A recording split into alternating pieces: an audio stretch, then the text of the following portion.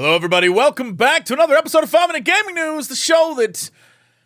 Don't ask about the hair. You don't want to know. It's a Patreon thing. It'll be fine tomorrow. Don't worry. Today in the news, ladies and gentlemen, we finally have a release date for Starfield. Bethesda's first new IP in over 25 years will debut on September 6th, 2023 for Xbox and PC. Earlier this morning, the Starfield team at Bethesda posted an announcement video not only locking in the game's release date, but also saying there would be a special Starfield Direct on June 11th. In the video, Todd Howard states, "There's so much that we still have to show you. The game has many of the hallmarks that you expect from us, but it's also a very unique experience." And yeah, no matter what you think of Bethesda or Starfield, we were all thinking the same thing when he said it has the hallmarks of what you've come to expect from us. It was bugs, right? You were thinking bugs, because I was thinking it, and it was pretty funny. But in all seriousness, this is absolutely necessary. A Starfield Direct will not only be refreshing, but hopefully an inside look as to what this game even is. In the previous video, we got some glimpses of the game, but a lot of it looked kind of lackluster. And in this one, we saw a bunch of devs throughout the video playing various builds of the game, and most of them appeared to be combat or exploration focused, which is fine, but what about all the RPG stuff going on in this game? There are a lot of big questions, not a lot of answers, and the game comes out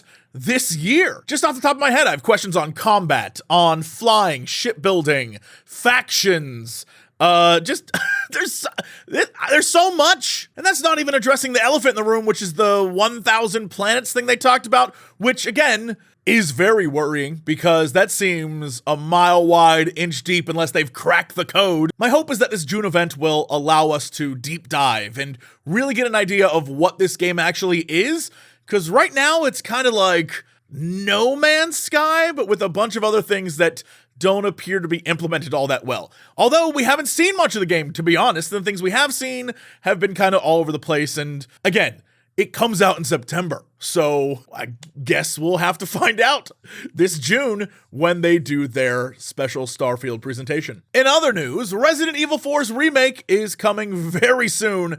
And if you pre-ordered your collector's edition from Gamestop, I've got some bad news for you. The $250 collector's edition, which contains the base game, steelbook, soundtrack, art book, other goodies, and most importantly, a statue of our boy Leon. But if you pre-ordered it in-store at GameStop, your order most likely was canceled. Pre-order professional Wario64 took to Twitter to reveal the news. If you pre-ordered Resident Evil 4 Collector's Edition in-store at GameStop, they just issued a memo stating the CE won't arrive in stores and will not be fulfilled arriving. Does not mention anything about online orders, so I assume online orders are not affected. The cancellation was then confirmed thanks to the GameStop subreddit, where customers and employees alike expressed their frustration regarding not only the lack of fulfillment, but having to make the calls to angry customers. And again, this appears to just be for in-store pre-orders, so if you ordered online, I guess you're fine, but that does seem like a slap in the face to everyone who just went to the GameStop in their mall or shopping center or wherever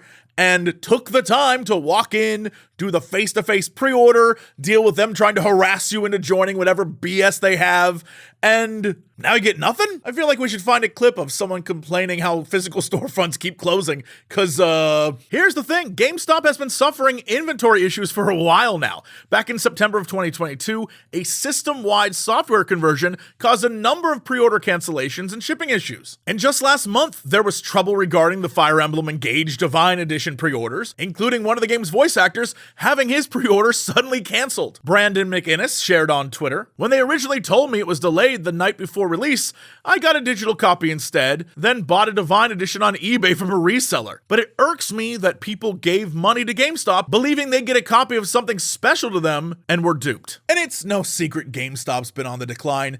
The only place it seems to be doing well is in memes on Reddit. And yes, it would suck here in the States to lose a major part of the gaming space, a physical retailer of games that is its own thing and not just like a Walmart or whatever. With that said, however, the people running it are stupid as hell. And all you need to know is that rather than invest in like good infrastructure, they decide to go heavy on NFTs and crypto wallets. So that should let you know what I think of them. It sadly makes perfect sense considering their leadership and the decline of service and just what the company is at the moment. GameStop is not perfect. It has never been perfect. It has always been kind of a hot mess, but it was like our hot mess, right? And now I don't know what it is, but I know what this is. It's time for me to remind you, here we go, to subscribe to the channel, to give it a like, to leave a comment below, to hit the bell, to do all the things that would just really help me out. I'm asking you to be a part of making this channel thrive and grow. It means the world to me that you already have if you have, and if you haven't, what are you waiting for? What are you waiting for? And I will see you tomorrow. Oh boy, that was rough. For another episode of 5 Minute Gaming News.